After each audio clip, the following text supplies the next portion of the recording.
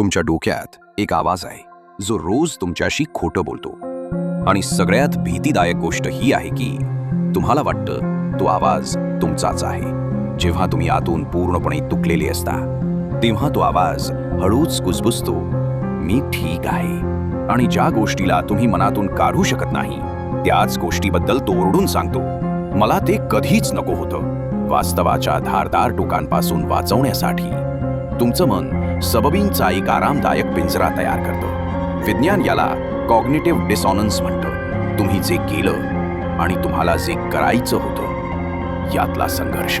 पण तुमचं मन याला एक सोपं नाव देतं, आत्मसंरक्षण. फक्त सुरक्षित वाटण्यासाठी ते तुमच्या आठवणी पुन्हा लिहितं आणि सत्याला वाकवतं. पण सुरक्षिततेची ही भावना फक्त एक भ्रम आहे.